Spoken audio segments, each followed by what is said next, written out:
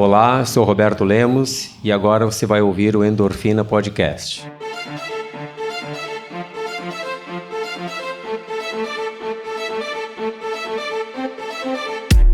Sou Michel Bogli e aqui no Endorfina Podcast você conhece as histórias e opiniões de triatletas, corredores, nadadores e ciclistas, profissionais e amadores. Descubra quem são e o que pensam os seres humanos que vivem o esporte e são movidos à endorfina.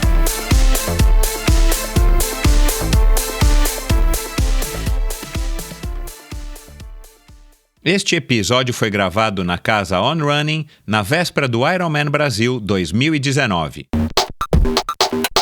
Para este primeiro episódio especial do Endorfina Podcast, no Ironman Brasil 2019, recebo um gaúcho que por uma década foi escoteiro, por 7 anos foi atleta profissional de triatlon, esporte ao qual se dedica há 28 anos. Pelas referências de tempo, dá para se imaginar que ele não é mais um garoto. E talvez seja toda essa experiência que faça dele uma pessoa tão interessante. Não fosse formado em educação física, seria professor de antropologia ou filosofia. Agora então eu afirmo, com certeza isso faz dele uma pessoa de ideias e opiniões merecedoras do nosso respeito e atenção.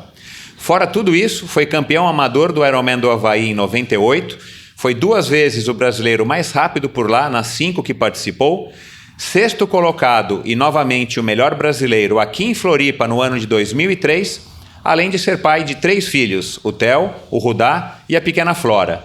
Com vocês, o diretor técnico da Ironmind, Roberto de Melo Lemos. Bem-vindo, Lemos. Obrigado, Michel. É um prazer estar aqui participando desse podcast. Acho a ideia é muito interessante.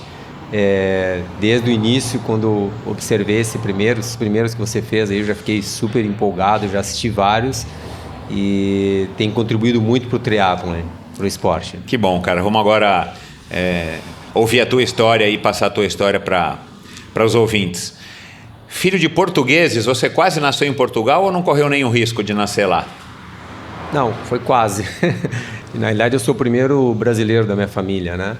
Então, mas o meu pai veio para o Brasil na década de 60, minha mãe também, não se conheciam, foi por acaso que os dois se conheceram. Ah, não vieram casal? Não, e aí se conheceram, eu nasci então, no final da década de 60, depois por um tempo a gente morou em Portugal, morei durante quase 3 anos lá, quando criança, porque a família do meu pai não veio para o Brasil, e aí depois a da minha mãe veio. A gente voltou para o Brasil e aí segui no Brasil, né? Mas sempre com essa história da família, né? História familiar, né? Da cultura portuguesa. Né? E eles continuam morando no Brasil? Sim, meu pai é falecido, minha mãe mora ainda no Brasil, né? Mora em Porto Alegre, né? E a minha família está meio espalhada aí pelo mundo. Aí. Legal. Roberto, você acha que o triatlon está na moda? Você que vive disso há tanto tempo, que você que está envolvido nisso, como eu acabei de falar, né, há 28 anos. Sim, eu acredito que o esporte está na moda, tá? O esporte como um todo. Tá? Então a gente tem visto uma evolução do esporte, esse compartilhamento, né, da atividade física como uma coisa não só salutar, mas como um evento cultural. Eu acredito que o esporte é muito mais do que só atividade física, né? Ele é uma forma de expressão, né? Uma forma que as pessoas adquirem de expressão. Você já se deu conta que isso estava dando agora nas redes sociais, né? Que é uma maneira como a gente se comunica hoje, muito mais, né? E quando as pessoas, antigamente, quando as pessoas se identificavam assim, o que eu sou, né? Então, o que eu sou? Eu sou engenheiro. O que tu é? Eu sou médico, eu sou professor, eu sou, né? Beleza, então a pessoa se identifica com aquilo que ela faz, né? Exato, quando ela se apresenta, né? Mas quando a gente olha, meu perfil lá no meu Instagram e no Facebook, né? Quando a gente olha o meu perfil dos meus amigos lá, que são 2.000, sei lá quantos, né? A gente olha a foto e quase todos colocam, no meu caso, né? Uma foto do cara ou nadando, ou pedalando, ou correndo. E aí, por que ele coloca aquela foto? Por que ele não coloca a foto do capacetezinho dele lá na obra, sendo engenheiro? Exato. Por que ele não coloca ele vestido de o jaleco de médico, né? As pessoas colocam a foto dele fazendo o esporte que ele gosta, né? E no Instagram dele que ele, enfim, que ele usa para tudo, né? Não é que ele é um atleta profissional, né? A família dele e por que ele coloca isso? Porque o esporte, não estou falando só do triatlon, né? Claro, é a maneira como ele se expressa para o mundo. Então, é por isso que as pessoas se identificam, né? Então, o esporte, de uma forma geral, essa atividade, a pessoa se expressar lá, ela tá em alta, tá na moda, digamos assim. E o triatlon... Não do triatlon. O triatlon é um esporte e por isso ele então está na moda. O triatlon sempre teve uma boa visualização, né? Ele sempre foi muito querido pelo público, né? As pessoas, quando olham o triatlon, quando enxergam o triatlon, seja na televisão, as pessoas param para assistir um pouco aquilo. Por quê? Porque tem toda aquela coisa, eu sou suspeito para falar, né? Contato com a natureza. As pessoas se identificam com nadar, pedalar, porque quem que não gosta de pedalar? E por que eu digo por quem que não gosta de pedalar? Porque a maioria das pessoas que teve uma infância, digamos, comum, né, ou normal, o primeiro grande brinquedo foi a bicicleta. Aquela coisa de pegar a bicicleta e sair, eu sei andar de bicicleta. Quer dizer, talvez para uma geração um pouco mais como a nossa, né? Porque talvez hoje o grande brinquedo seja o videogame, né? Sim. Mudou um pouco. Mudou um pouco. Então, esses adultos que estão aí, eles ainda enxergam o triatlon como uma coisa legal, um esporte legal, atrativo, bonito, ele expressa um pouco da nossa vitalidade e saúde. E por isso que ele tem sempre um bom espaço, né? Apesar de se a gente observar, o esporte hoje ele é muito, muito restrito. São o número de pessoas que praticam o triatlon hoje no mundo é relativamente pequeno, né? Você está com 52, né? E o nosso triatlon brasileiro tem 36. Sim. Quem é que está em melhor forma, você ou o triatlon? Olha, eu acho que os dois, né? Não consigo enxergar assim o triatlon como evoluindo, né? Eu acho que o triatlon, e como tudo, né? A nossa sociedade como um todo, eu sempre enxergo que ela está sempre evoluindo. Mesmo que essa evolução não esteja de acordo com o que a gente pensa ser bom, né? Mas você acha que hoje o triatlon brasileiro, né? Vamos falar do triatlon brasileiro. Você acha que ele está na melhor forma dele? Pois então, essa é uma coisa que eu me questiono quando eu penso nisso, né? O que é melhor, né? Melhor porque eu penso, ou melhor porque realmente é melhor e porque a maioria das pessoas pensa, né? Então a gente teria que fazer então uma enquete, né? Mas o que eu penso é assim, o esporte evolui por aquilo que a sociedade precisa, né? O que as pessoas precisam, né? A gente sempre tem essa coisa, eu estou sempre meio que me policiando para não ter esse pensamento assim de velho, né? Apesar de já ter 52 anos. A gente tem que se policiar. Ficar dizendo assim, porque no meu tempo, porque lá na minha época era melhor, porque a gente era isso, porque a gente era raiz, porque naquela época o espírito era bom. Bom, naquela época o espírito era bom, o espírito é bom hoje, porque o espírito das pessoas, as pessoas não são as mesmas, né? Exatamente. Eu não sou o mesmo. Exatamente. Então, assim, o esporte sempre é uma evolução. As pessoas estão praticando, tem mais gente praticando, então tá ok. Se as pessoas fazem do jeito diferente da nossa época, é porque elas precisam fazer diferente. É porque houve um clamor para isso. E pode ser que isso, em algum momento a gente vá por um caminho que não seja o melhor, mas daqui a pouco as coisas se acertam. Isso é assim com a sociedade. Apesar da gente achar que, não, mas na minha época era legal. A gente tem que se policiar. Policiar. Mas eu já falei isso outras vezes, aí para quem está acostumado a ouvir o Endorfina já deve se lembrar. Assim, o tempo não volta. Então não dá para a gente... Nós vivemos aquela época, mas quem não viveu, eles não têm a referência. Sim. Minimamente aqui você vai dar um depoimento, eu estou tentando ajudar um pouco aí nesse trabalho de retratar um pouco da memória do triatlon e dos outros esportes aqui de endurance do Brasil, mas a verdade é que também ninguém aprende com a experiência dos outros e ninguém consegue se colocar no lugar do outro para saber como é que você viveu aquele momento quando você tinha 20 anos, 25 anos, 30 anos. Então assim, acaba sendo uma discussão muito filosófica, vamos dizer, né? Você que gostaria de ser professor de filosofia, sim. Não dá pra gente querer comparar laranja com banana, alhos com bugalhos, então assim, claro. Eu acho que a gente tem que olhar para trás, quem não viveu, ou a gente que viveu, olhar para trás, tentar aprender com os erros, com os acertos, fazer uma análise de fato do que aconteceu, mas não dá para você realmente comparar se era melhor, se é melhor hoje, né? Cada época vai ter o seu melhor, né? Sim. Você teve o teu primeiro contato com o triatlon, você me contou aqui agora antes da gravação, em 87, em Porto Alegre, um triatlon completamente amador no sentido de empírico, né? Com distâncias 400, 6 e 6. Isso. Você se preparou para essa prova? Você era remador na época, é isso? Então, na realidade eu estava super preparado, sem saber, né? Então eu remava, né? Eu tinha 19 anos e o clube de remo ficava relativamente longe da minha casa, né? Uns 16 quilômetros talvez. Isso, né? em Porto Alegre? Em Porto Alegre. Então eu ia pedalando, era um lugar inacessível. Se eu quisesse ir de ônibus eu não conseguia, tá?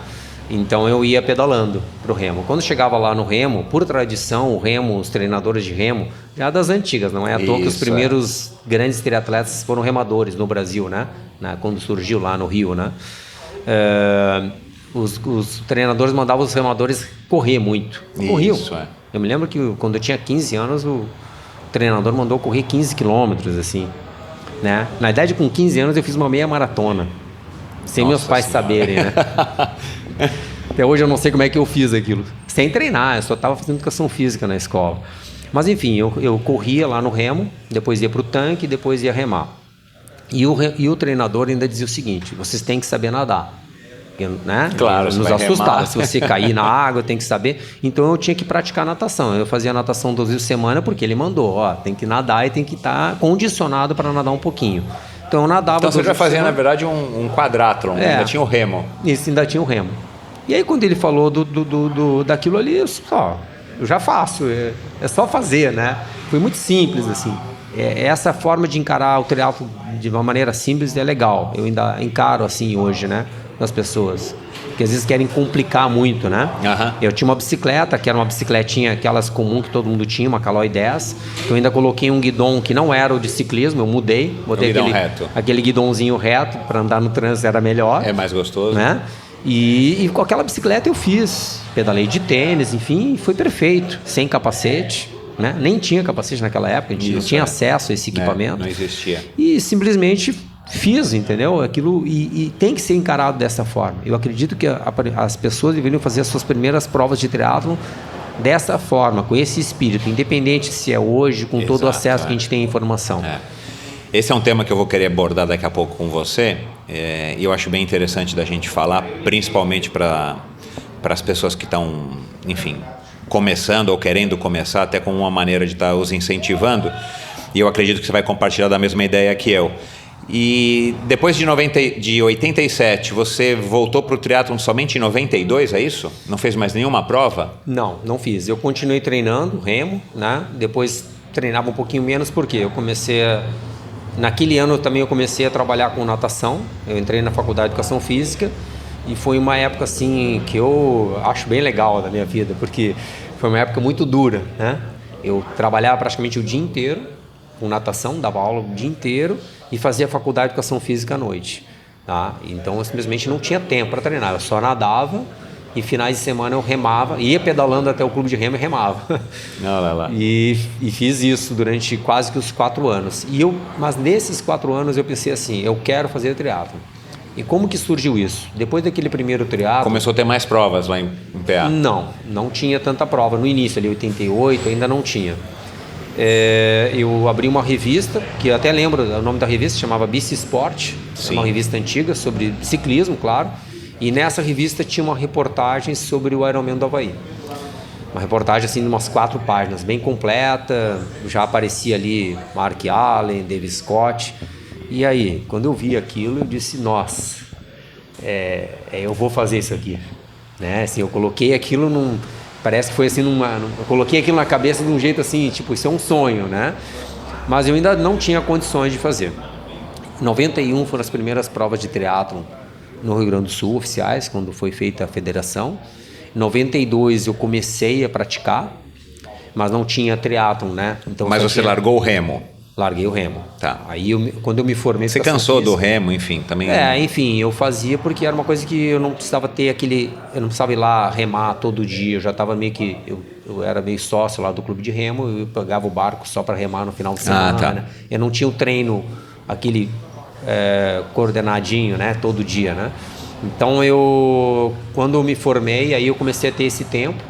E aí eu disse, bom, agora eu vou começar... Mas naquele ano, na temporada, eu não tinha ainda como fazer o calendário. Então eu fiz alguns aquatlons, tinha um calendário de aquatlons muito completo, né? Eram 8 etapas. A gente nadava na piscina e corria. Nadava 1.000 e corria 6. Esse é um jeito ótimo de começar. Muito legal. Achei que aquilo naquela época foi muito estimulante para o surgimento do triatlon. E fiz alguns duatlons terrestres também, né? Que a gente chamava de duatlon terrestre, hoje é só duatlon. E aí no outro ano é que eu realmente comecei a praticar as provas de triatlo, em 93. Aí fiz várias provas, fiz o meio Iron, né? Mas eu já estava de olho lá no Havaí, eu sabia, a informação era diferente. A gente tem que pensar como era na época, né? Não tinha internet, né? A informação que vinha numa revista. Na revista, né? Não tinha como você procurar mais sobre aquilo, né? Não, era bem isso aí mesmo. Mas eu era treinador de natação e sempre tive muito ligado com essa questão da tecnologia. O triatlon ele é ótimo para isso, né? Ele sempre foi um esporte de vanguarda na tecnologia, né? E isso também ajudou muito esse início, né? Também ajudou muito. E aí fui participando do campeonato, fui campeão gaúcho, né? Campeão estadual depois, né? Primeiro de duatlon, depois de triatlon em 94. Fui fazer algumas provas em Santos. Em 96 fiz uma prova que eu considero assim ser um marco na história do triatlon, que é o Triatlon Internacional de Santos. Uma prova que já naquela década de 90 tinha uma entrega, né? Muito boa, né? Naquela prova eu tive um dos momentos, digamos assim, que eu acho assim, um dos mais excepcionais da minha vida, foi quando eu fiz uma clínica com o Mark Allen. Legal. Então era interessante o formato da clínica, foi pré-prova, né? A gente fazia a clínica com o Mark Allen. O Mark Allen era à tarde, né? E de manhã era com o treinador dele, chamava Philip Maffetoni. E esse cara, ainda hoje, ele é considerado um dos caras mais inteligentes, mais assim, dotados de conhecimento nessa área de esportiva, nessa área de fisiologia, né? Só que em 96 ele estava muito à frente do tempo dele. As pessoas não entendiam ele, né? E ele tinha essa filosofia que a gente chama de holística, né? E que hoje é mais popular, né? Na época, reconhecida, né? Então ele já falava, ele já falava em 96 em você se alimentar com restrição de carboidratos. Ele fez essa alimentação com o Mark Allen. Ele tinha uma barra energética que era 40, 30, 30. Era uma barra que tinha menos carboidrato. Isso, quando todo mundo estava fazendo barras com muito carboidrato, ele tinha uma que era com menos, né? E quando ele falava aquilo, quando ele falou aquilo, aquele cara, esse cara ele não é daqui, né? Ele veio de outro planeta e colocaram o cara aqui. E depois eu fiquei sabendo, inclusive, uma história dele, que ele tentou publicar um livro sobre alimentação, né? Não sabia. E não deixaram. E aí ele conseguiu publicar, mas ele fez um livro sobre treinamento, que é o Endurance, aquele, né? Triathlon Endurance. E aí no capítulo de alimentação ele fala tudo aquilo que hoje está em voga, né? Que é você tem que diminuir os carboidratos refinados e toda essa coisa que hoje em dia as pessoas fazem, os atletas triatlon low carb, aquela coisa toda, que já tem muita evidência científica, enfim. Mas ele falava disso na década de 90, né? Então eu digo, ele era um cara muito à frente, né? E ele foi o cara que obrigou o Mark Allen praticamente a treinar com monitor cardíaco e disse, você tem que usar a frequência cardíaca. E o Mark Allen caminhava nas subidas e depois de 3 semanas caminhando na subida da casa dele, já sendo campeão mundial de triatlon, ele disse assim, não, isso aqui não pode estar certo, né? Ele disse, não, segue que é isso aí. E aí ele ganhou, né? Kona, treinando baseado todo o treinamento dele na frequência cardíaca.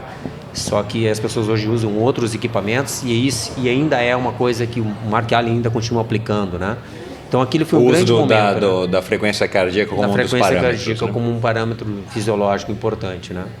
Então aquilo ali foi um marco assim na minha carreira como atleta, de conhecimento. E aqui naquele momento foi quando eu disse, bom, agora eu estou preparado E veja como é interessante o time que a gente tinha naquela época, né? Eu já estava então com 5 anos de treinamento consistente, fazendo provas de triatlon, provas curtas, porque era o que tinha para fazer. E eu disse, bom, agora é o momento de fazer o Ironman. E quando fechou em 96. E aí eu disse, ano que vem eu vou tentar, vou começar. Então eu fiz 5 anos, né? Isso, quando a gente fala hoje, assim, que as pessoas, assim, evoluem muito rápido, enfim. Tem uma discussão sobre isso, eventualmente as pessoas querem fazer logo por N motivos, que a gente tem que compreender. Mas se você for pensar do seu ponto de vista de experiência, de capacidade física, né? Tem um time um pouquinho diferente, né?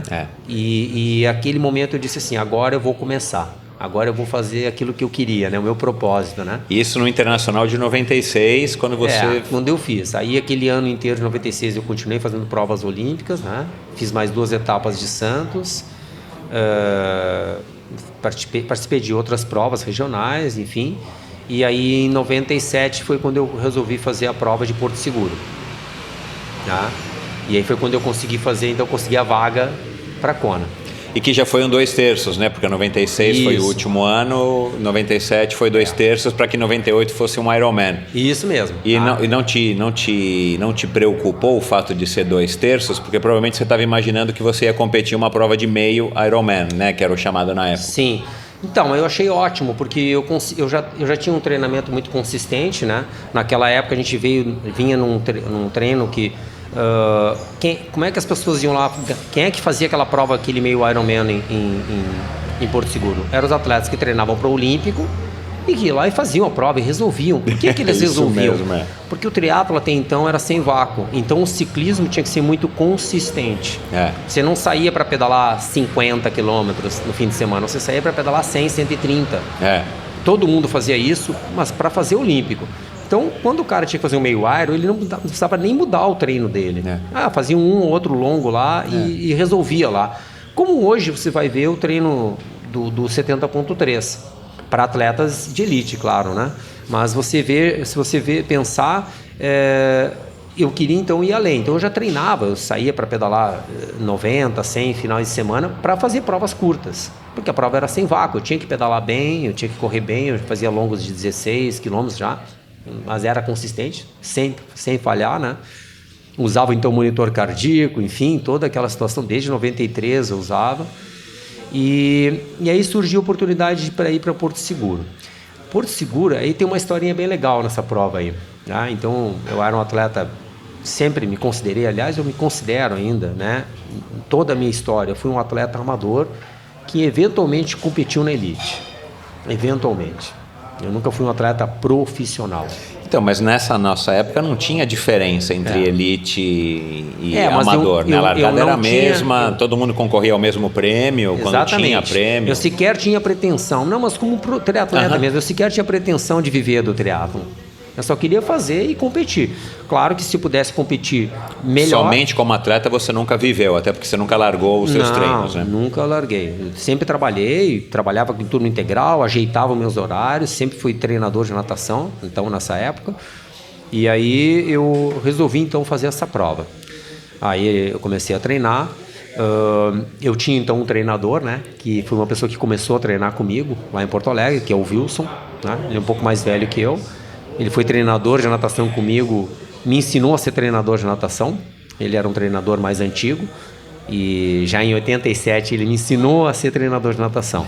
Então ele me acompanhou e foi o cara que me trouxe para o triatlo. A gente treinava junto, saía para correr junto, pedalar junto. A gente pedalava à noite, né, em Porto Alegre, né?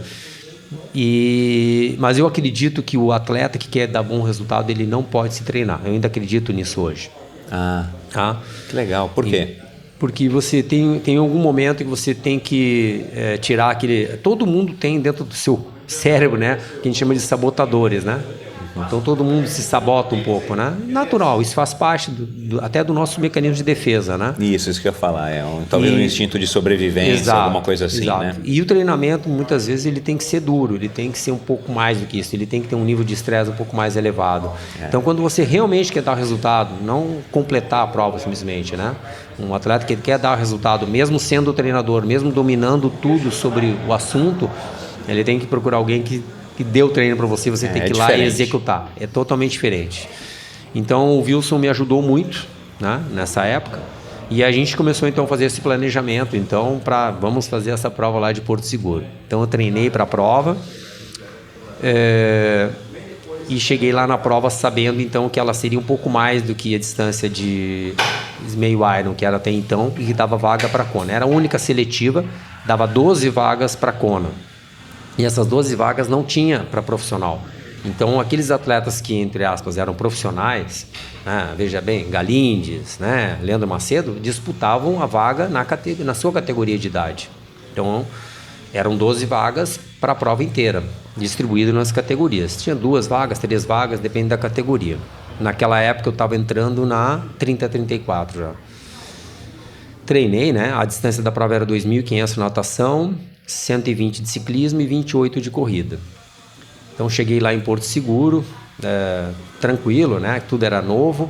Aconteceu uma coisa interessante na viagem, que a minha bicicleta quebrou, né? O garfo da bicicleta quebrou. No transporte? No transporte. Aí eu cheguei lá, Porto Seguro não tinha nada, né? Mas aí eu lembrei que tinha uma pessoa que estava abrindo uma loja, que era um atleta, que era o Barcelos, no Rio. Foi mais ou menos nessa época que ele abriu a loja. E aí eu liguei para ele e disse assim, tu tem um garfo aí para me emprestar? Ele competiu, né? Ele competiu na prova. E aí sim, tenho. E ele levou o garfo e aí eu coloquei o garfo um dia antes da prova, né? O perigo de não fazer a prova. Mas enfim, larguei a prova. Quando eu fui olhar o start list, né? Que foi fixado, né, na parede, né?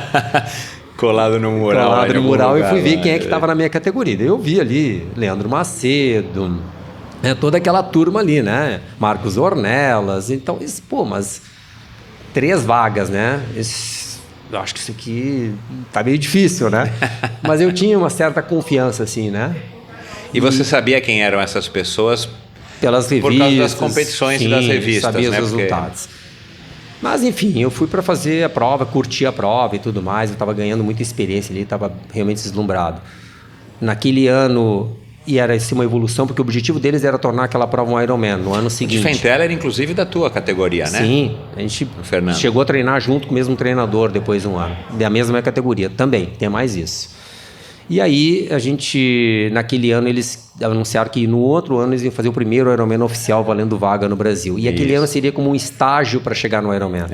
E quem estava presente era a diretora de prova de Kona, que era Sharon Eccles. Ela estava lá assistindo a prova e elogiou muito os brasileiros, aquela coisa toda, né? E aí largou a prova, tá? A prova, eu fiquei muito feliz porque eu sempre tive uma natação meio fraca, assim, em relação aos atletas de elite, mas quando a distância era mais longa eu meio que conseguia acompanhar o pessoal. Então eu saí num grupo e foi bem legal, né? Porque pude pedalar com o pessoal ali, interagir, né? Com os primeiros colocados ali. Durante a prova, em determinado momento, eu passei o Armando Barcelos e disse, aqui é teu garfo. Brincando com ele, né? Claro. Mas naquele ano, o Leandro Macedo e o Ken Glá, que foi o maior ganhador do Ironman lá em Porto Seguro, depois ele ganhou as 3 edições do Ironman lá, ele vinha dominando o ciclismo, né? Como era de praxe, ele dominava a prova lá. E uma coisa interessante, o Galindes quebrou no pedal, quilômetro 100, nem terminou o pedal, porque uma semana antes teve uma etapa do Troféu Brasil em Santos e ele virou duatlon. E aí ele fez a prova e a prova tinha que correr 5 antes, quem lá fez também, e eles forçaram demais e ele me disse lá depois que ele estava dolorido até quinta-feira antes da prova. Coitado, né? Mas enfim, quando eu larguei para correr, eu estava bem posicionado ali, eu estava entre os 20 primeiros e sempre correr junto com o Fernando de Fenteller. E a gente era parceiro, ele começou no triatlon lá no Rio Grande do Sul junto comigo, né? E aí aconteceu uma coisa bem interessante, eu não tinha muita noção de como que eu estava na prova, eu estava a fim de correr, saímos para correr ombro a ombro e conversando um pouquinho, e ele falou, vamos lá Beto, tá tudo bem. Eram 2 voltas de 14 quilômetros na orla, né? Tava quente, 32 graus por aí. E a gente não passou ninguém no início, mas logo em seguida a gente viu um competidor na frente. E ele olhou para frente assim e disse, era um atleta que estava com, né, como sempre, né, uma sunga, todo mundo usava sunga, né?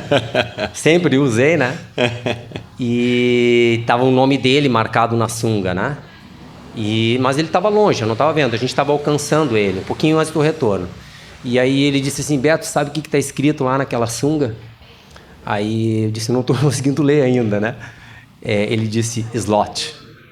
Vaga. Por quê? Não, aquele lá, porque estavam passando o pessoal voltando, né? Então a gente já estava contando. Ele viu que o Ken lá estava liderando, o Leandro encostou nele, aquela coisa toda, né?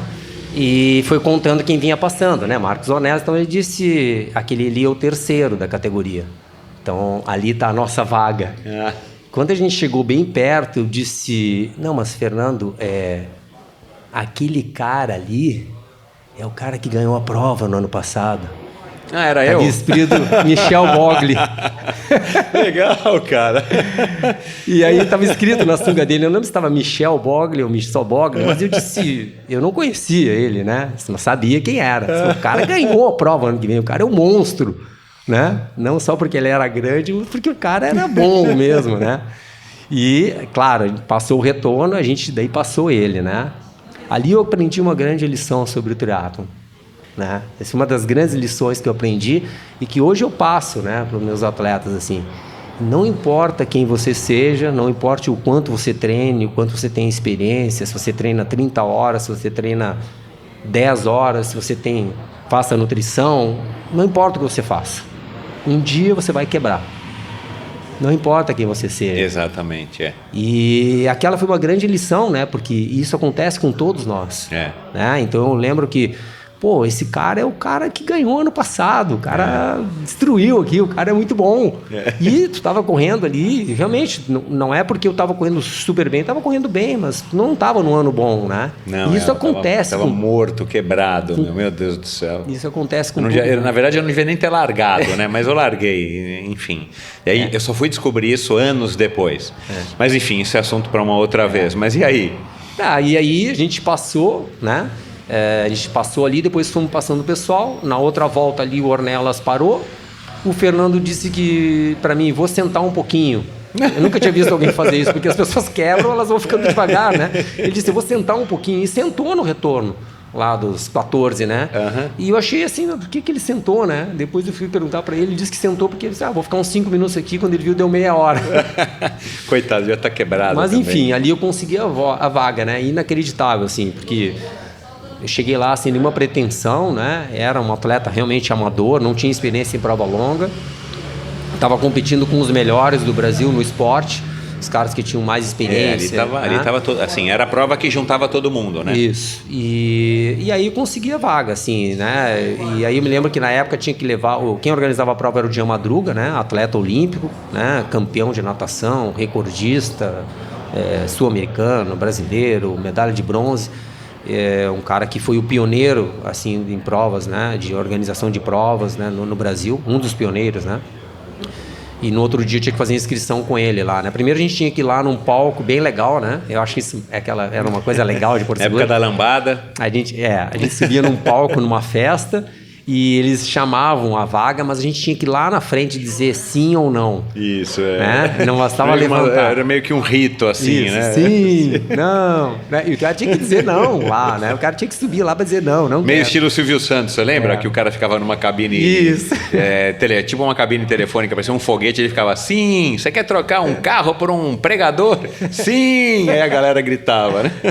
Exato. E aí tinha todo esse ritual, no outro dia você tinha que ir lá fazer inscrição. E daí tinha que levar um cheque em dólar, né? Ou levar lá um travel cheque. E eu levei um cheque em dólar, porque eu tinha um aluno que tinha conta nos Estados Unidos, eu levei um cheque em dólar mesmo, assim. Entreguei, assim, na frente dele, assim, e ele ficou, assim, olhando para mim. Roberto, mas tu sabia que tu ia pegar essa vaga? Ele me perguntou, né? E eu disse sim. Claro, não sabia, claro que não. Mas vai que eu pego, deixa eu levar o cheque. A gente fazia isso, né? Deixa eu já levar uma grana, porque vai que eu pego. Vai que eu, né? Mas eu falei para ele, sim, eu sabia que... Claro que não, né?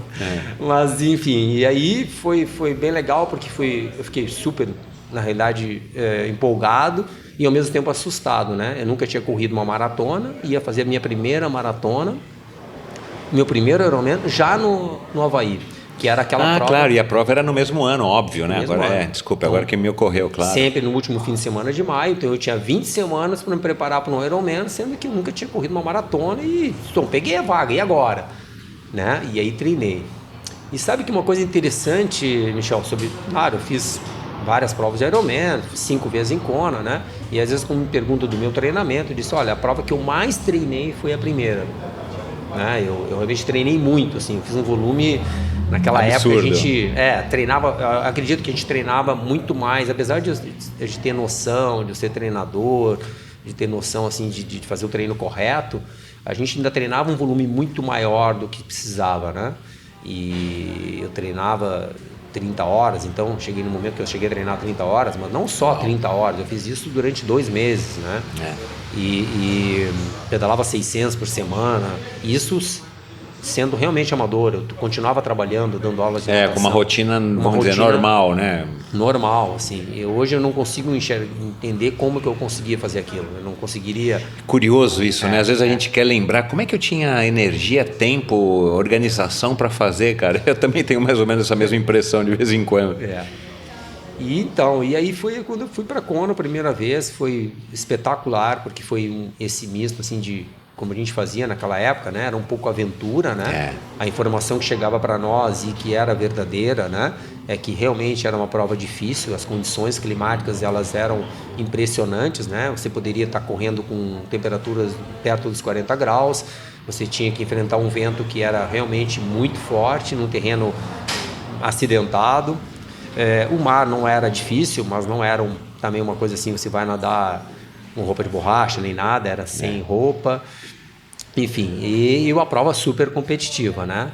Então, assim, mas quando eu cheguei lá na prova, assim, a gente já acaba se sentindo muito bem com aquele clima, com aquela sensação de estar ali naquele local com mais pessoas, e o clima para você fazer a prova, concluir, ela era muito especial. E por que eu falo isso? Essa é uma das experiências que a gente pode passar para as pessoas, é que como a prova surgiu ali, né, não exatamente naquele local, né, mas no Havaí, né, não foi naquela ilha, mas eles tentavam ainda cultuar muito aquele espírito do Ironman, né? Então, isso, o espírito do desafio, de você completar aquela distância.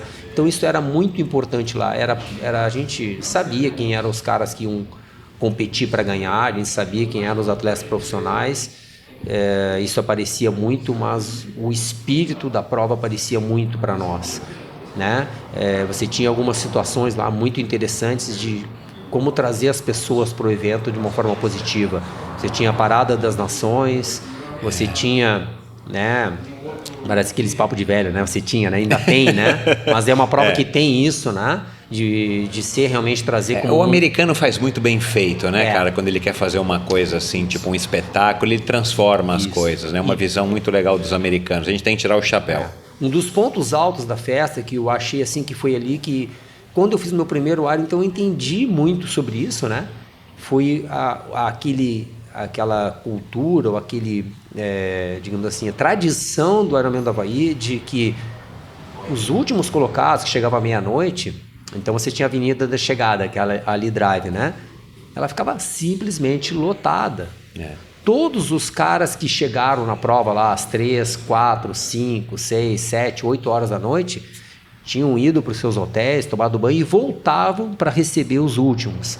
Então essa demonstração de humildade, de compartilhar aquele evento era muito grande, esse espírito, né? O primeiro colocado colocava o colar, aquele de flores, no último colocado. Então essa tem uma simbologia muito legal. Essa simbologia do primeiro colocado colocar no último e o último colocado ser ovacionado, foi uma coisa que me conquistou. As pessoas comemoram, né, torcendo para que ele chegue antes do tempo do corte, isso até hoje, né? A avenida estava cheia lá, então assim, era 11h30 da noite, a gente estava cansado, né? Eu fiz um Ironman, né? E estava todo mundo lá sentado na guia lá, recebendo os últimos, né? E era assim, todo mundo, Michel, então não é assim, tipo 20, 30 pessoas. Arquibancada lotada, meia-noite, para receber o último, né? E esse espírito aí me conquistou mais ainda. Ali foi onde eu tive, assim, o grande... Assim, pô, isso aqui é bom demais, eu tenho que ficar nisso aqui é demais, tem que voltar aqui. Tem que voltar. O teu primeiro Ironman foi assim? Foi o primeiro Ironman. Deixa eu voltar. Deixa eu voltar. Né? Então, assim, todo aquele esforço, todo aquele treino muito duro que eu fiz pro primeiro, assim, que eu lembro que depois eu não repeti um treino tão duro assim, né? Mas tudo aquilo se apagou ali naquele momento, claro, né? Assim, isso aqui vale muito a pena. Por sorte, né? Acho que a cabeça do seu irmão é assim, a gente esquece rapidamente, isso, né? Não, isso aqui é demais. Estar aqui, competir aqui, participar já é uma dádiva, né? Bom, no ano seguinte você voltou, se classificou em Porto Seguro, provavelmente novamente. Sim. Aí você fez um Ironman em Porto Seguro? Sim, aí foi o primeiro Ironman oficial valendo vaga no Brasil, em 98, Brasil, né? Então foi uma prova que daí eu já consegui, só por ter passado por a experiência, já fiz uma prova melhor, já me senti muito bem, assim, mais seguro, né? Tanto pelo treinamento, né? Você já adquire uma experiência no treino e também por conhecer, né? O local, já saber como funciona, né? Então foi uma prova legal, eu também me lembro que me classifiquei ali entre os 10 primeiros, consegui a vaga. E esse ano, esse segundo ano, a gente sempre é um ano muito difícil para os atletas, né? Quem faz do primeiro para o segundo, eu acho que é o mais difícil. Depois a gente meio que aprende, né? Mas do primeiro para o segundo, a gente sempre tem em mente o quê? Melhorar. Né? Você acha que tem que melhorar, né? A qualquer custo, né? Você tem que melhorar. A ideia, o foco é esse sempre. Ninguém faz o segundo, assim. Primeiro a gente quer completar, claro, mas o segundo a gente sempre tem essa coisa do ser humano. Vou fazer mais rápido, vou fazer mais não sei o quê. E aí eu realmente fui treinar, fui tentar treinar melhor, fui tentar ajustar. E pro meu azar ou sorte, a gente teve um inverno muito duro lá aqui no sul, né? Foi o inverno mais frio nos últimos 40 anos, então 40 anos, né?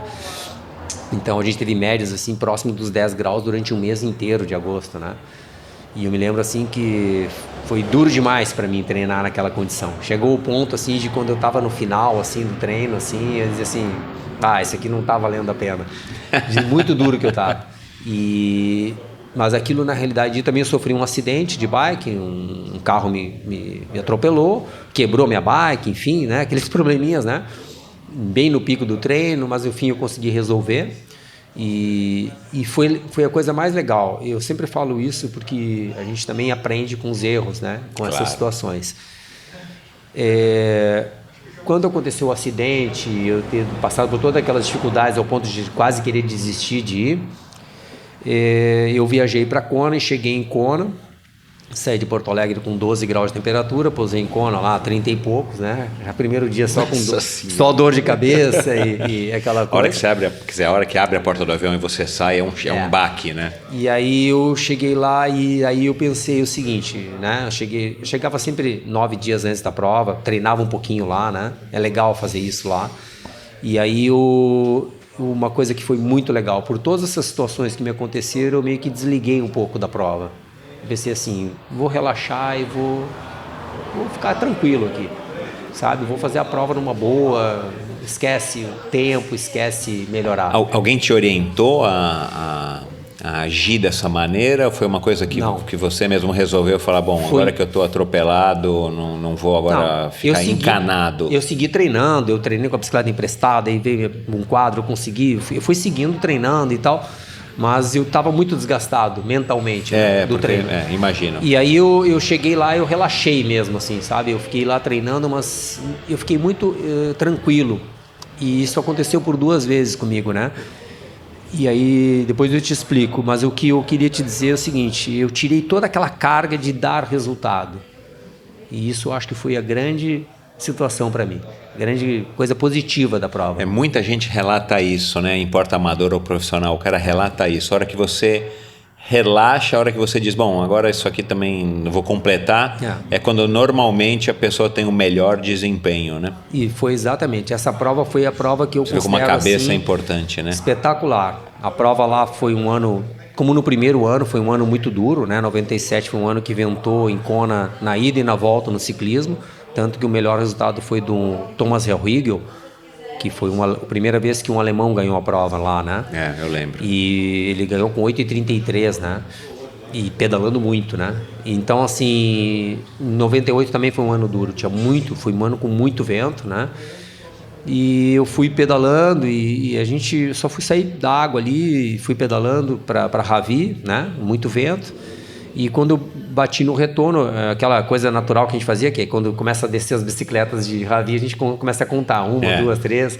É assim, né? Não tenho nada para pensar ali, muito, né? Só subida e vento contra. E aí eu vi que eu estava entre os 50 primeiros, assim, pô, que legal. Uau. Tô bem, né? Então tá tudo certo, né? Entreguei a bike, acredito que alguns me passaram no final. E aí a gente antes entregava a bike. Mas você percebeu que você estava rendendo, Tava rendendo, pelo teu padrão. assim, mas a gente olhando aquela velocidade 25 por hora, assim, a gente perde a noção, do que é bom, o que é, né? O que é ruim, né? Mas eu vi que eu estava ali bem posicionado. O primeiro ano eu tinha sido... tinha chegado na posição 67 no geral, né? Tinha sido já o segundo brasileiro, né? Já é excelente, né? Já tinha achado bom. E aí eu saí para correr, né? E aí eu não usava monitor cardíaco na prova, eu gostava de usar o meu feeling, né? E aí eu saí para correr, estava me sentindo muito bem, assim, né? Apesar dos quase 40 graus, né? E a gente largava a bicicleta 10 km adiante do pier, né? No Kona Surf, que era um hotel que tinha mais adiante. E vinha correndo até a cidade, até a vila, até a Kona ali, né?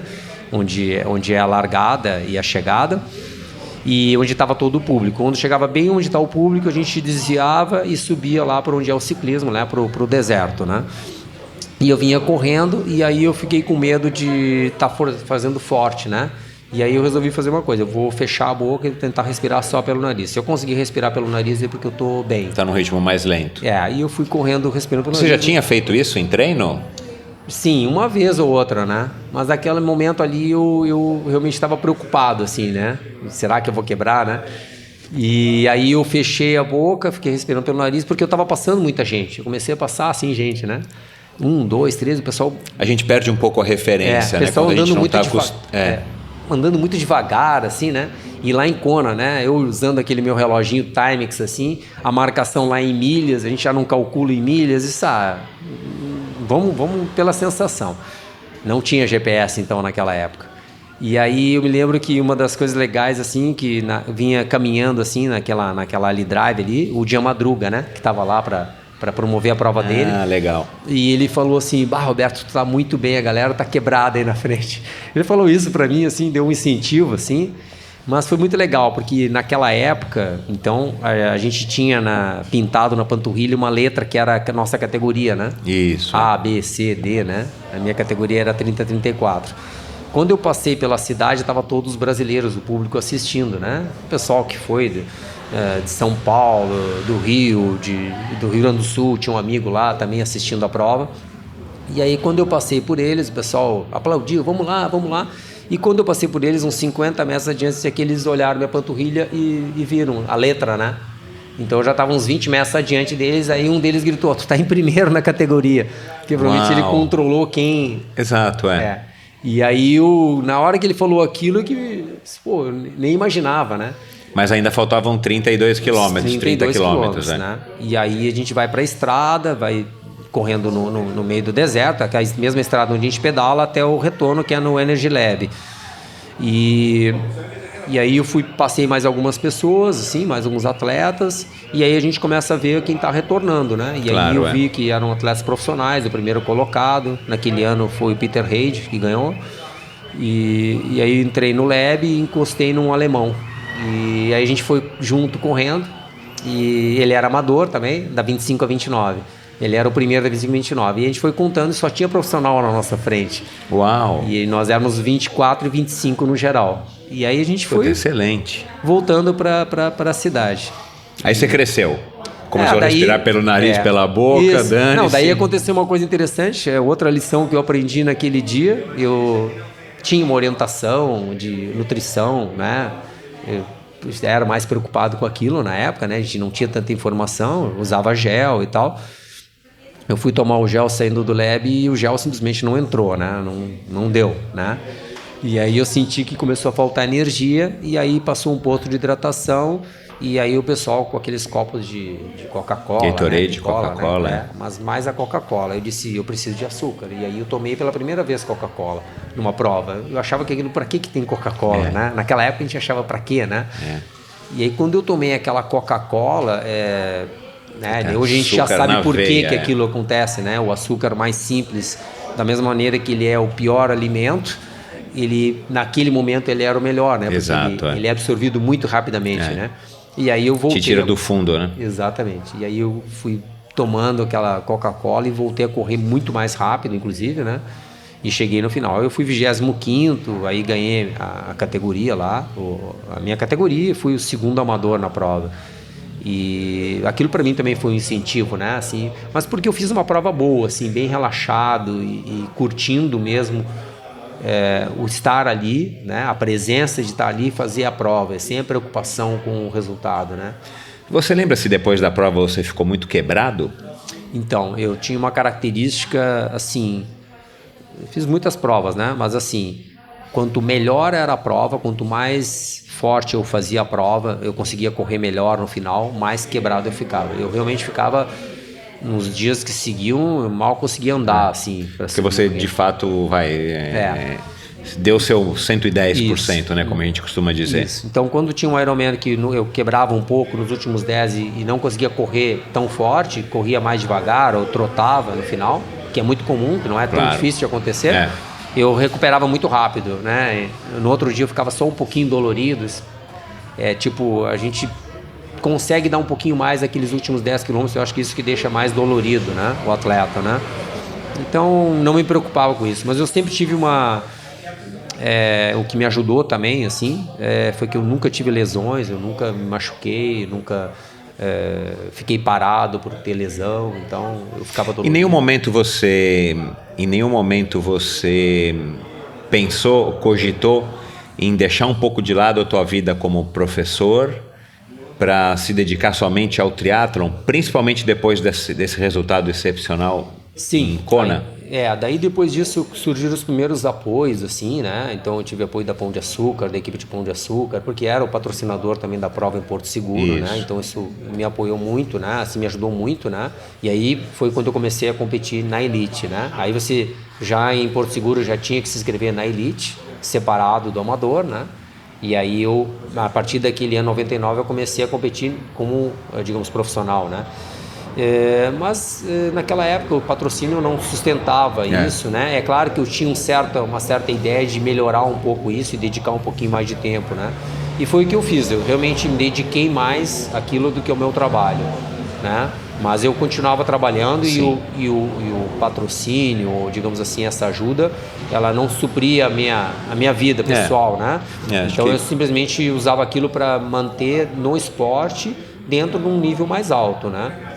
E foi o que eu fiz nos anos que seguiram, até 2003, né? Fiquei fazendo as provas de mais ali Porto Seguro e Kona, também participei do Mundial em Nice, fiz algumas provas fora, assim, mas fiquei mais nesse Mundial de Nice, você diz aquela prova que era 2/3 de Ironman, que era... Isso. Era um pouquinho mais, assim, e era um triatlon tradicional, e no ano que eu fiz foi o Mundial de longa distância.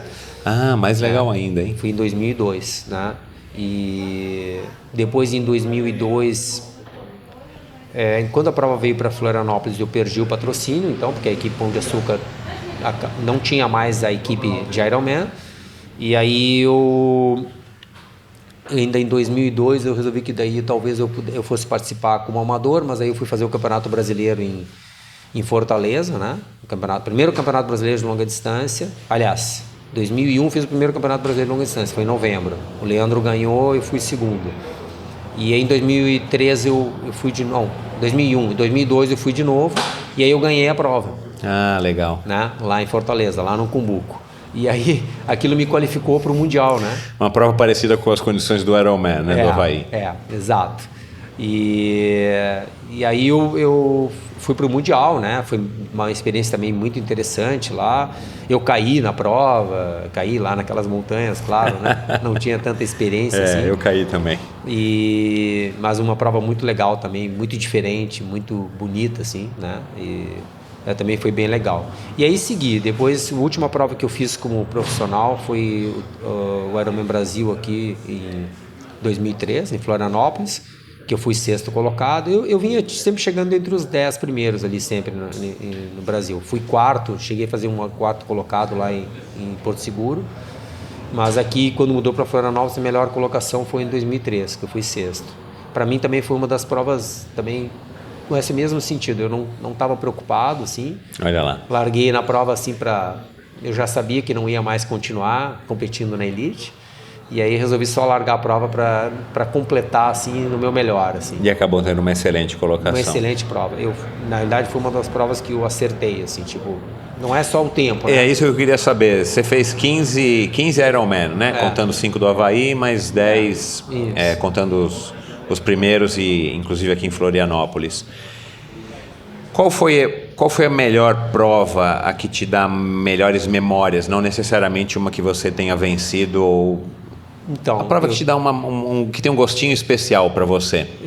Essa prova de 98 foi legal porque ela foi uma prova que me ensinou muito, né? Por ser aquela prova que eu não esperava muito e tive um bom resultado ali de colocação. Depois, em 2000, em Kona, eu também fui muito bem, assim, fiz uma prova... Sabe quando você está no dia inspirado, assim? Que parece que você não sente a prova, todo mundo reclama da prova, assim, e fica chorando. Que é a melhor maneira de você competir, né? Mas são raras as oportunidades que você tem o dia certo na prova certa, né? Então, às vezes você tem que estar... Tudo tem que dar certo, inclusive você tem que estar mentalmente muito bem, né? Você tem que estar muito certo, não distraído, né? Concentrado e leve, é um estado mental muito difícil, né? Você está focado, concentrado e ao mesmo tempo não está tão tensionado, né? Esse é um momento raro, né? Isso. E em 2000 eu consegui isso, né? Fiz uma boa performance lá. Eu competi no profissional, eu já não fui tão bem, quer dizer, talvez como em 98, eu fui 28º, mas eu senti que ali eu fiz assim o máximo que eu podia mesmo, não tinha como fazer mais que aquilo, né? E eu achei um ápice, né? E depois em 2003 também em Florianópolis que eu atingi, eu acho que o meu pico de experiência como atleta, assim. Mas você já havia competido aqui em Florianópolis em 2001 e 2002? Isso, 2001 e 2003 já era a tua terceira prova. 2002, inclusive, eu já competi como amador e aí depois em 2003 resolvi voltar de novo a fazer na elite, mas sabia que ia ser a última, né? E 2003 foi uma prova também muito boa, eu atingi assim um nível de maturidade na prova, de tranquilidade, de estar acho que fisicamente foi onde eu atingi meu ápice, fisicamente. Que curioso. Estava com 35 para 36 anos e ali eu acho que foi onde eu acumulei toda a experiência. Então, a experiência... porque tá vinculado, não dá para você separar, né? O corpo da cabeça. Exatamente, a experiência e a parte física, né? Depois disso, claro, a parte física sempre está meio que caindo um pouco, mas... Isso, mas você consegue compensar por um tempo, você consegue compensar com a experiência, né? Exato, e ali eu acho que foi esse ápice, né?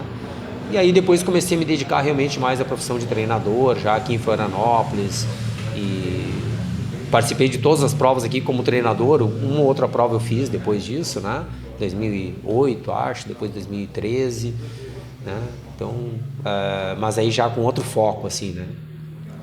Deixa eu te tocar agora em dois assuntos que são polêmicos, mas os dois acho que, enfim, são polêmicos, são antigos e são atuais ao mesmo tempo. O triatlon, como esporte, na minha opinião, ele vem mudando como esporte. Na minha opinião, eu acho que o triatlon, a partir do momento que ele incorporou o vácuo, ele mudou para outro esporte. Poderia ter outro nome, inclusive. Mas continua sendo triatlon e é triatlon, enfim. Mas desde a nossa época, né, a gente competiu junto muitas provas, até hoje uma polêmica ainda continua e eu tenho ouvido muito isso recentemente, porque continuo treinando no Clube Pinheiros com um monte de gente que está competindo, inclusive está aqui e tal, mas que é uma coisa que parece que eu voltei no tempo e estou em 1990, que é a polêmica sobre o vácuo, quando a prova é ilegal, como aqui em Floripa, como os 70.3. Qual que é a sua opinião a respeito disso? Você tem uma opinião formada? O vácuo deveria ser liberado? O vácuo deveria ser proibido de alguma outra maneira? Né? Eu tenho uma esperança, vamos dizer assim, de que em algum momento eles vão criar algum sistema tecnológico, algum dispositivo ou chip da tua bicicleta, ele vai conseguir detectar se tem alguém perto de você ou não. Porque assim, é um assunto muito chato. Sim. Né, quando você está competindo numa prova e você vê que tem gente usufruindo do vácuo, realmente é uma deslealdade, né? Mas é uma coisa que ainda persiste, principalmente porque as provas onde o vácuo não é permitido, como aqui em Floripa, elas acontecem em percursos de circuito, onde fica muito mais difícil, inclusive, para o atleta se ver livre do vácuo. Ele tem que fazer uma força para não pegar vácuo, o que acaba também atrapalhando a performance dele. E hoje em dia, num mundo onde todo mundo quer postar nas redes sociais o seu tempo e tal, acaba criando mais conflito ainda. Qual a sua opinião a respeito dessa polêmica? Primeiro, quando o vácuo começou a ser liberado ali no meio da década de 90, 93 para 94, apesar de ser contra na época, depois eu entendi por que isso tinha que ser feito. Na verdade, deveria ser feito mesmo para a evolução do esporte, para ele se tornar olímpico, foi uma exigência do Comitê Olímpico Internacional. Por quê? Porque as provas se tornaram tão competitivas lá nos Estados Unidos e nas provas classificatórias do circuito mundial, em que os atletas terminavam a prova durava 2 horas e ficavam mais 2 horas julgando os pedidos de protesto, né? Isso não era possível. E acabou se tornando, os critérios eram muito subjetivos, né? Um sujeito em cima de uma moto a 40 por hora, tendo que abrir uma cronometragem de 20 segundos para um atleta, sendo que nesse meio tempo um outro atleta poderia estar entrando nessa outra zona de vácuo, que seria uma terceira. Ou seja, a possibilidade de erro era muito grande. Muito grande. Isso para valer uma medalha olímpica, do jeito que estava, não estava legal. E eles tiveram que fazer isso. Realmente mudou a prova olímpica, né? Então, e no início, claro, foi liberado apenas para os atletas profissionais. Eu acho que foi, naquele momento, acertado sobre esse ponto de vista, sobre essa ótica. Né? A evolução do esporte para mostrar para o mundo como um esporte que era já representativo, como um esporte que tinha que estar na Olimpíada, tá? Mas para o atleta amador, claro que o espírito da prova era outro, uma prova contra o relógio, contra você mesmo, enfim, tem todo esse espírito. E a gente sabe que altera muito, né? Eu quando observo uma prova de triatlo olímpico, eu acho muito legal as provas, elas têm uma estética muito bonita, são muito competitivas, quem entende do esporte consegue assistir a prova, né? Mas você tem um stand-by ali no meio da prova, você vê o pessoal saindo da água, e aí tem 1 hora de ciclismo que você pode sair para almoçar, voltar, e aí você vai assistir a prova, né? É um aquatlon, né? E aí você sabe quem vai ganhar é quem está no primeiro pelotão. Se tem 10 no primeiro pelotão, você sabe que você é do primeiro ao 10º que está ali, né? Ninguém do segundo migra por, né? As diferenças de 1 ou 2 segundos nos 10 mil. É meio que parece que uma Fórmula 1, né? A largada é importante e as últimas voltas. O meio é uma coisa que raramente acontece alguma coisa, né? Ou é uma queda, ou é enfim, uma falha mecânica. E aí a seleção já está lá na natação. Quem não nada não pode nem competir e quem não corre não ganha. Isso. A realidade é essa, né? Mas aí você teve uma outra situação que foi... Então, esse foi um problema no triatlo. Então, a gente passou para a situação e isso fortaleceu o Ironman. Se às vezes me perguntarem por que o Ironman se fortaleceu na década de 90 e atingiu o seu pico no início dos 2000 ali, né? Nos Estados Unidos foi a época de maior volume de triatlo de longa distância, foi na década de 2000 a 2010. Por que isso aconteceu? Porque as pessoas foram perdendo o interesse pelo triatlo olímpico por conta disso, naturalmente, né? E aí teve uma outra situação que eu achei que foi mais interessante, por isso que se você me pergunta se eu acho que está melhor, eu acho que sim, que foi o triatlon 70.3, a meia distância, né? Claro. E que daí criou uma situação desafiadora e a prova continua sendo sem vácuo. E aí, com a questão do vácuo, como é que começou isso, né? Começou quando as provas começaram a ser organizadas com mais pessoas. Então você observa que, independente do local onde você vai... Que é uma necessidade dos organizadores, claro, para fazer a coisa dar dinheiro. Exatamente. Né? Então você tem ali... Não estou dizendo que está errado, né? Mas é compreensível. Um percurso mais de 1.000 atletas vai acontecer. Isso acontece no Brasil, isso acontece nos Estados Unidos, isso acontece em Kona.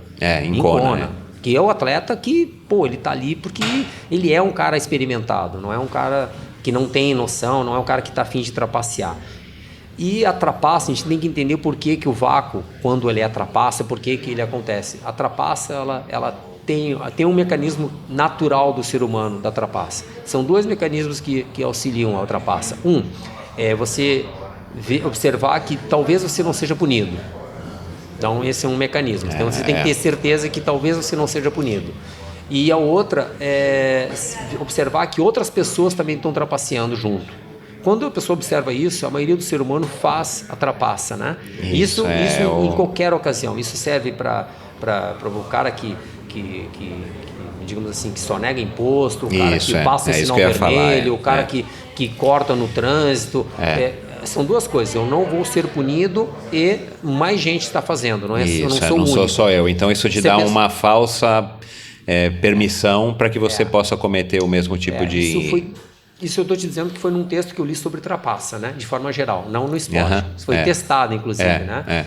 E assim, eu vejo então que as pessoas têm que ter a questão da oportunidade. O que eu vejo assim, quando a pessoa faz a trapaça, aí a gente depois pode comentar também com relação ao doping. Esse é o próximo assunto polêmico que já está me ocorrendo aqui. Assim, por que eu estou fazendo essa prova? Por que eu, por exemplo, não pego o vácuo? Por que eu, Roberto, não pego? E não gosto, e fujo, e chego a sair do pelotão. Inclusive nas provas com o vácuo eu saio do pelotão. Eu tenho medo, mas eu tenho um pouco de medo também. Eu não gosto de andar em pelotão. Porque no fim eu quero fazer a prova para mim. Tá? E aí eu tenho duas situações que eu tenho que dizer. Aquele cara que fica realmente muito indignado. E aí eu fico pensando assim, mas por que tu tá fazendo a prova? Não é para ti? Então tu não tem que te preocupar. Se Isso pra é ti, verdade, tá. Então, mas aí você vai dizer o seguinte, Roberto, mas e o cara que quer ir para Kona? O cara tá a hora que tem alguma coisa em jogo, né, que é uma vaga, né, não é necessariamente um dinheiro, mas é a vaga ou isso. E tem lugar no pódio, né? O que muitos podem alegar é isso, tem um lugar no pódio, o cara quer eventualmente. Tá, eu até pensei numa solução para isso. Né? Esses tempos eu pensei numa, tá? Mas aí tem toda essa questão da tecnologia e tal. Mas eu sempre pensei assim, eu sempre falo para os atletas assim, né? Os meus atletas, cara, tu não vai para vaga, cara, faz a tua prova, não é isso que tu quer. Curte, controle, né? O né? que você consegue controlar, né? Exatamente. É a única coisa que tu pode fazer é controlar a ti mesmo. Os outros você não consegue controlar. Isso é para tudo, quando o cara tá furando um sinal de trânsito, quando o cara tá sonegando imposto, quando o cara tá fazendo 1000 coisas diferentes, você dizer assim, não, eu não vou fazer, tá? Você tem que tomar essa atitude. Então, pessoalmente, eu acho assim. Aí, com questão à competição, a gente pode pensar no seguinte, quantas vagas... Vamos dar um exemplo aqui do Ironman Brasil, tá? Que não é diferente dos outros Ironmans, né? As pessoas não fazem mais trapaça aqui do que nos outros lugares. Isso, tá? Quantas vagas tem para Kona? 40 vagas, tá? Quantos atletas estão aptos a disputar essa vaga? Cerca de 200, talvez, 200.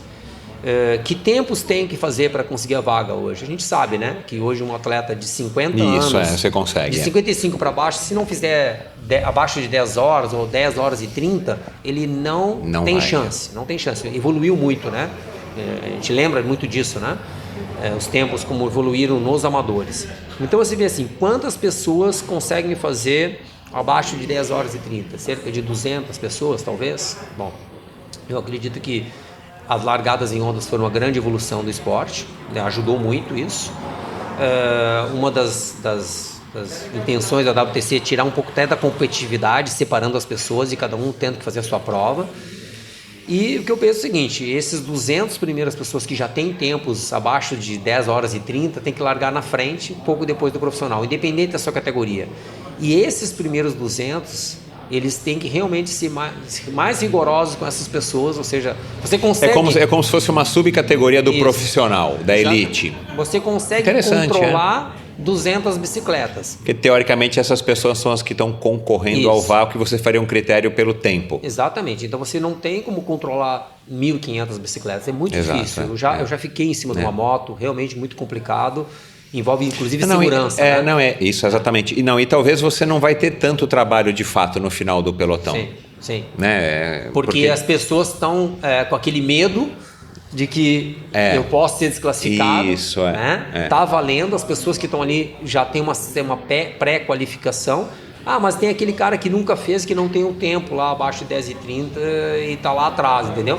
Bom, ele vai ter que fazer de algum jeito, né? Ele vai ter que fazer a primeira vez, e é um risco, não tem como ser perfeito, né? Mas o que eu vejo é que, para a maioria das pessoas, o que tu falou ali antes foi uma coisa importante. As pessoas vão fazer a prova e depois vão postar e depois vão fazer assim. E talvez essa seja uma coisa que a gente ainda tenha que evoluir. Essa ainda é uma evolução. É um momento que a gente está vivendo hoje, as pessoas estão se comunicando mais. Eu acho que sempre tudo que a gente está fazendo hoje em termos de tecnologia é melhor, tudo é ótimo, a informação está aí, eu estou aqui conversando contigo, as pessoas vão estar nos ouvindo em muitos lugares diferentes, isso é perfeito. No mundo inteiro. Isso é muito bom, mas ao mesmo tempo as pessoas, é uma coisa muito rápida, né? Essa tecnologia ela se desenvolveu de forma exponencial. E as pessoas não sabem lidar muito com isso. Mas isso é um fato. A gente ainda está engatinhando eu nesse acredito caminho. que isso vai evoluir. E a gente vê que evolui. Por que evolui? Você me fala dessas pessoas então que ganham, que fazem, que por causa disso. Quantas dessas pessoas tu conhece que estão há mais de 10 anos fazendo triatlon de longa distância? A gente não conhece. Quem está há mais tempo no esporte, que é quem se beneficia do esporte, não estou dizendo que é eu, né? Outras pessoas, alunos meus, né? É quem realmente não precisa disso. Então essas pessoas que têm essa necessidade de aparecer, ou elas mudam com o tempo, porque elas realmente vão dizer assim, não, chega, isso não é o legal. O mais legal é fazer porque eu gosto e curtir o evento. Ou elas saem do esporte. Elas saem, simplesmente elas saem. Então, ela já decretou o problema dela, o final dela já está ali, ela já se puniu naturalmente. Entendeu? Ela não criou uma história legal. Né? Estão no esporte ou pela razão errada, ou, enfim, não encontraram o que estavam procurando. Ela vai acabar chegando nesse ponto, mais cedo ou mais tarde, mas nunca muito tarde. Nunca muito tarde. Ninguém legal, segura muito tempo. Eu acho que faz sentido, é verdade. Pensando aqui um pouco assim, nas pessoas que eu conheci e tal, acho que faz sentido. E doping? Então, o doping... Você acha que está generalizado entre o amador? Você acha que no profissional ele também está presente? No profissional está presente. Eu acredito que no triatlon de endurance é menos do que a gente sabe de outros esportes que tiveram mais pressão, né? Como os esportes olímpicos, o ciclismo, que era um nível profissional era mais alto. Basicamente porque envolvia dinheiro. Exato. Tá? Então, quando envolve isso... Ali, claro que a coisa foi um pouco diferente. Então, no triatlon, eu creio que isso é um pouco menos, deve existir. Não tenho como te dizer quanto que isso acontece, né? Mas eu acho que não é muito, não. Eu acho que tem muita gente limpa andando bem. A maioria ainda, né? Eu acho que limpa. Eu também quero acreditar nisso. Então, quanto ao amador, eu acho que expandiu um pouco, né? Por conta desse motivo que eu te disse. As pessoas querem aparecer, então, mas elas não estão pelo motivo certo. Então, o que acontece? Primeiro, quando a pessoa, um amador, que entra para fazer aquilo porque é bom para a saúde dele, para a vida dele, como estilo de vida, quando ele usa o doping, ele mesmo está decretando a própria punição dele, né? Ele já se julgou e ele já decretou o fim dele. Porque ele não vai longe. Ele não vai longe. Não vai longe. A pessoa, em algum momento, ele vai repensar, será que isso aqui não vai dar problema para mim? Será que isso aqui é legal? Será que a minha vida vale a pena? Até porque o doping ainda tem uma coisa, né? O doping não é a garantia, né, de que ele vai ser o campeão. Exatamente. Né? Ele vai ter um instrumento a mais, mas o doping não é a certeza, né? E aí eu tenho a impressão... gostaria de ouvir depoimento das pessoas, queria saber quem são as pessoas, enfim, mas eu tenho a impressão que muita gente se frustra porque o cara usa, né, que seja o doping mais bobo que seja, não sei nem o que, mas assim, e o cara acha que com aquilo ele vai ser o campeão, e não necessariamente. E aí a gente pode fazer uma analogia ao doping no ciclismo. Se todo mundo estava dopado, sempre tinha um que ganhava. Sim. Por que todos não ganhavam? Porque numa competição é assim, tem gente que reage, tem gente que não reage. Tem dia que é o dia, tem dia que não é o dia, né? Sobre o nivelamento, né? Mas de certa forma o que eu vejo é assim, as pessoas então, a preocupação, né, que eu vejo assim, eu acho assim que realmente não é uma coisa legal, mas que as pessoas vão evoluir até um ponto que elas vão se dar conta, tá? Então a gente tem que trabalhar muito mais qual é a filosofia do esporte. Então, em vez de gastar dinheiro fazendo um controle de dopagem maior, que eu não vejo como uma coisa legal, por que eu não vejo como uma coisa legal? Porque se você é amador, você tem outras coisas para fazer, você é pai de família. Você imagina eu fazendo exame de sangue, recebendo alguém na minha casa. É bizarro. Mas eu não faço isso para... eu sou amador, eu vou lá para me divertir, e aí você está sendo testado. Sendo que o custo vai elevar, eu fiz isso. Porque você vai testar, daí tem que testar muita gente, né? Exato. Todos os primeiros de categoria para ser muita justo, gente, né? E é caro, realmente é caro isso, né? Ainda é muito caro. Então eu penso assim, o mais importante é você investir realmente, não na educação, mas investir na informação correta para as pessoas. Por que você está aqui? Por que você está fazendo essa prova? Dar mais valor para as pessoas estarem ali, não para o cara que ganhou simplesmente, Exato, né? Porque é isso que sustenta a pessoa no esporte. É isso que me sustenta hoje, né? E você acha que aí o treinador tem um papel fundamental nisso? Ou você acha que é uma coisa que tem que ser mais intrínseca da personalidade da pessoa, é uma coisa que a pessoa traz? Ou você acha que o treinador consegue colocar isso no grupo? Porque eu também sei, como treinador que eu já fui, que também é difícil você controlar o grupo. Sim, né? Você não tem esse poder sobre o grupo. Claro. Até porque é todo mundo adulto, enfim, cada um tem as suas vidas e o esporte não é tudo na vida dessas pessoas. Eu não tenho certeza que nenhum atleta meu nunca tenha sido dopado. Talvez um ou outro. Alguns eu até desconfiei. Mas, e por quê? Porque eles pararam. Por quê? Legal. Porque primeiro que o treinador tem que ser uma pessoa de confiança. É aquela pessoa que você olha no olho e diz assim, pô, esse cara, eu estou confiando a minha performance, o meu corpo a ele, né? Esse é o que deveria ser, né? Você tem uma relação muito intensa com esse atleta, né? Então o que acontece? Eu acho que o treinador pesa muito, né? Pesa muito, porque eu vejo hoje que muito mais do que dominar todos os aspectos fisiológicos e técnicos da prova, a parte da filosofia do esporte é mais importante. É mais importante. Que é a alma do esporte, vamos dizer. É o teu exemplo, é como você fala, é como você coloca esses assuntos. Então, eu sempre coloco nos meus atletas, esse é um assunto que, inclusive, nem vem à pauta, porque eu não domino esse assunto. Se você perguntar assim, mas qual é o campeão? Eu nem sei o que dá certo e também não quero saber, não vou perder meu tempo com isso. Exato. Eu perco meu tempo com outras coisas. É contraprodutivo, claro. É contraprodutivo.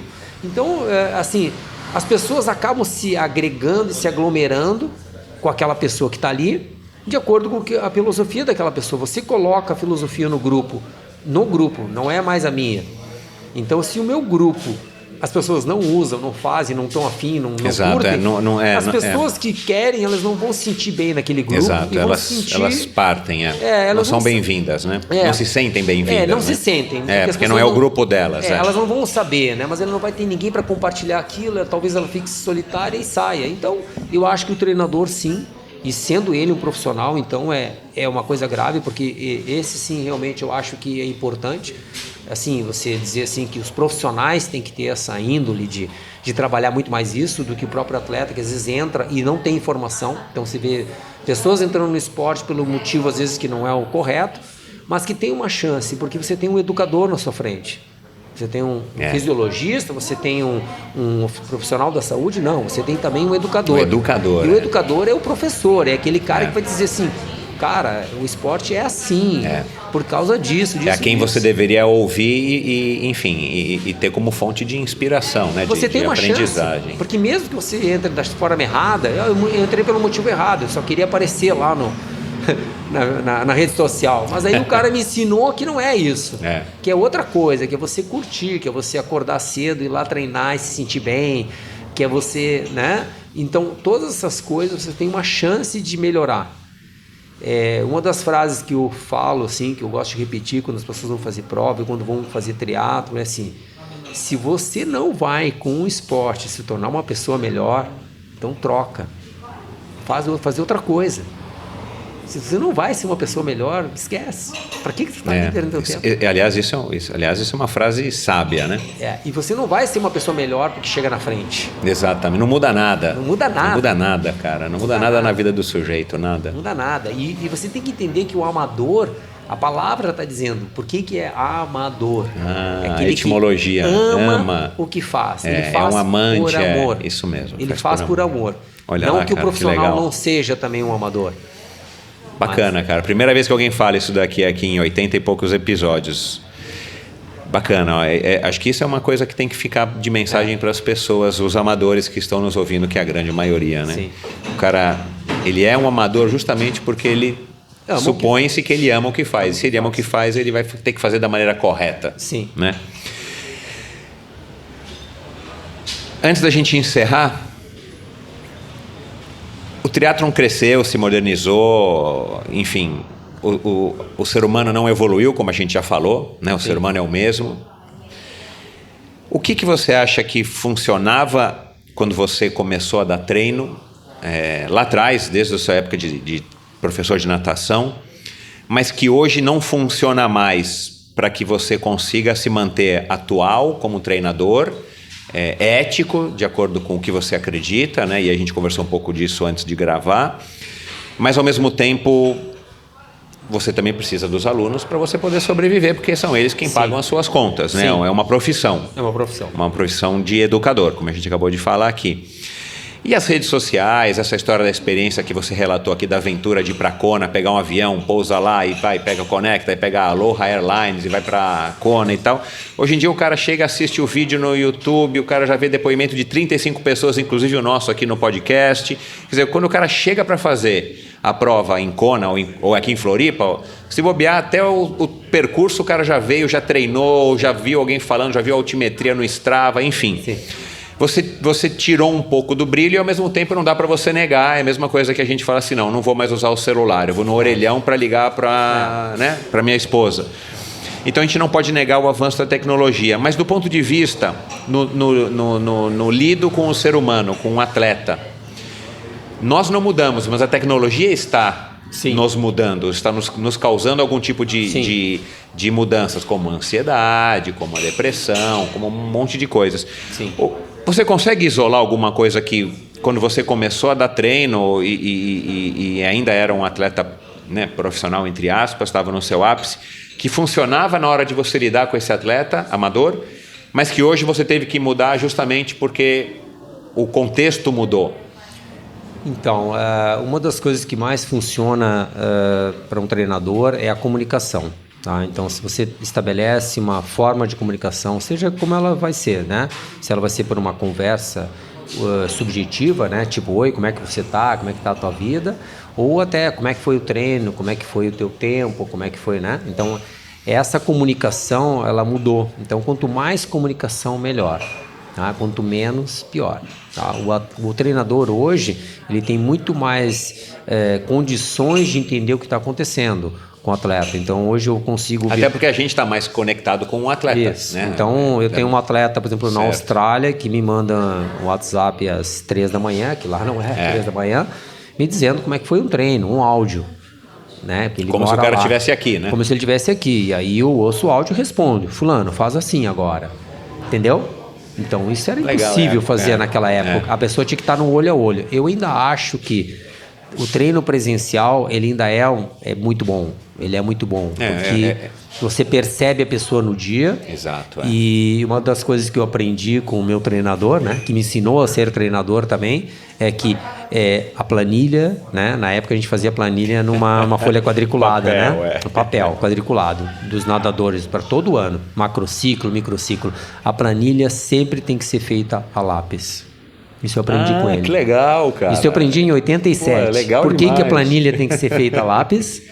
Porque você vai ter que mudar ela ao longo do apagar com a borrachinha ali. Exato. Não, a criancinha ali de 12 anos não está bem hoje? Não. Solta aí. Você está batendo com o braço na água. Esquece o que você está fazendo. Cara. Vai nadar devagarzinho.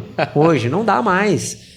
E é assim. Isso aí. Então quando a gente começou no triatlon, a comunicação era uma planilha que a gente mandava. A gente não via o cara executando. Então a gente não podia ter essa comunicação, não tinha o WhatsApp, não tinha isso aí. Então, essa facilidade de hoje em dia, né? Então o que a gente tem hoje é a capacidade de mudar com mais facilidade e aí ajustar para cada pessoa. Isso é o que dá certo. Treinamento, o que não mudou no treinamento? O fundamento básico do treinamento é sobrecarga e adaptação. Exato. Mas também tem um outro terceiro princípio, lembra dos 3 princípios lá, biológicos? Individualidade biológica. O que serve para um não serve para outro. Você tem uma sobrecarga que pode ser feita para você fazer uma prova dessa. Todo mundo sabe que tem que evoluir, que tem que correr mais, tem que pedalar mais aos poucos. Mas cada um vai se adaptar de formas diferentes. Então você vai respeitar, mas você para isso precisa o quê? Comunicação.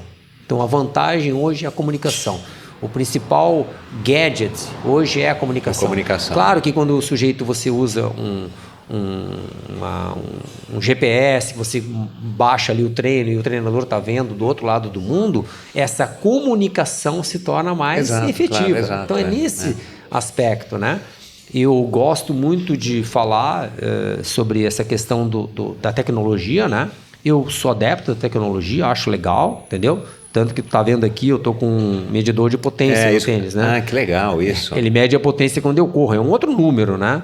Na verdade, ele não é exatamente a potência, mas ele transforma... Mas já a gente vai ter alguma coisa que mede a potência da corrida, né? Que acho que vai ser o próximo grande evolução. Na verdade, ele é um acelerômetro que transforma esse número em potência, em equivalente à potência, né? Que seria o esforço que tu está fazendo de muscular, né? Tanto pela cadência quanto pela né? A força, né?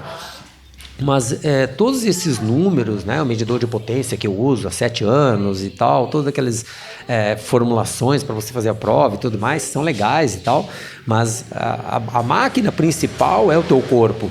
Exato. Essa é a máquina mais complexa. E depois o seguinte, você como treinador, você vai receber todas essas informações, sim, mas ainda você é um ser humano que vai interpretar com toda a tua sabedoria adquirida e com a tua interpretação e conhecimento daquele indivíduo biológico, que é o seu aluno, para você poder pegar aqueles dados e transformar aquilo numa informação que vai fazer um treino que ele supostamente vai melhorar. No final das contas, o que vai ganhar a prova não é o número, mas é como você lidou com isso, como você usou isso, o que você fez com aquilo. E na realidade, quem vai ser melhor mesmo no dia, quando a gente faz esse melhor resultado, quando o atleta aquele se supera, e a gente vê até nos números dele, né, que ele surpreende, assim, e você pergunta para ele o que você fez, você ficou olhando para o relógio e aí correu melhor, você ficou olhando ali para o velocímetro, foi isso? Não. Eu estava me sentindo bem. E o que ele te falou ali? Exato, eu estava, com essas palavras, me sentindo bem. Então, o feeling foi o que decidiu. Exato. Ele olhou o número, é claro, em algum momento. Mas o mais importante, eu estava me sentindo bem. A minha respiração. E eu gosto muito disso, né? Eu gosto muito de usar e calibrar essas situações, né? O vento, a temperatura do corpo, como eu me sinto em relação àquilo. A própria frequência cardíaca que eu uso até hoje, quase 30 anos usando, eu nem precisaria mais usar, né? Mas eu gosto de usar, entendeu? Aquilo também me distrai, né? E me mantém focado no que eu estou fazendo. Claro, Mas eu acho que essa calibragem entre a sua sensibilidade e os números é que é o mais importante, é a evolução do atleta. É como se você tem lá no esporte, lá, né? No judô não tem a faixa branca, a faixa azul, amarela, e vai indo, né? Quando você chega no último estágio, é quando a tua sensibilidade é o que domina, não o número. Então você tem que passar pelo número. Mas quando a sensibilidade é o que domina, aí você já está no último estágio. Aí você está, já evoluiu. Evoluiu, né? Posso fazer 4 perguntas para você responder com a primeira coisa que vem à cabeça para a gente encerrar aqui. Com alguns convidados eu gosto de fazer isso, eu acho que aqui vai ser bem legal. O que é o triatlon para você? É a minha forma de se expressar com o mundo. Qual foi o melhor triatleta brasileiro, na sua opinião? Fernanda Keller. Legal, concordo. Um ídolo? Meu treinador. Aquele que te ensinou na natação, qual é o nome dele? Wilson. Vou dar o crédito aqui para o Wilson. E para terminar, quem vence no domingo? Gostaria que vencesse o Igor, né? Mas a gente tem 2 aí, atletas fortes aí, né? Eu acho que estão inscritos na prova, que é o Andy Potts e o francês, né? Isso. Cyril, que são bons concorrentes, né? Tô torcendo pro Igor. Ele tá mais maduro e eu acho que pode ganhar. Legal, boa sorte ao Igor. Últimas palavras, quer dar um recado aí para todo mundo que está nos ouvindo? Então, para os seus alunos que vão estar largando aqui, são 13, né? Você falou que vão largar no 13 domingo. vão largar. Eu acho que o mais legal de uma prova é sempre você estar curtindo a prova e realmente sentir que isso está acontecendo durante a prova, né? Então, tu me perguntou ali os tempos, as colocações, eu fui lembrando à medida que eu fui falando, mas isso não domina o meu dia a dia, eu nunca mais falei disso, né? Mas as coisas que sempre vêm à minha mente são as sensações da prova, né? Sensações são aquelas que eu nunca mais esqueço, né? Os números eu já esqueci. Exato. Né? O cheiro da prova, as pessoas me aplaudindo, Nem sei porquê, mas estavam me aplaudindo, né? Mas assim... Esse esporte de participação na rua, então é muito legal, porque isso é legal demais. O que a gente leva da vida são as pessoas que a gente viveu e compartilhou, né? Os momentos, né? Esse estar junto aqui fazendo a prova é que é legal, né? Cada um poderia acordar de manhã e fazer um Ironman sozinho lá, cumprir a distância, né? Então a gente está aqui compartilhando esse momento, né? No fim, tudo isso é lúdico e prazeroso. Essa é a essência do esporte. Lúdico e prazeroso. É uma capacidade imaginativa nossa. Então você tem que aproveitar aquele momento sem pensar no passado, sem pensar no futuro. Bacana, cara. Muito obrigado pela tua presença aqui. Foi um prazer, Roberto. Agradeço. Boa sorte para os teus alunos no domingo e parabéns aí pela tua carreira. Obrigado.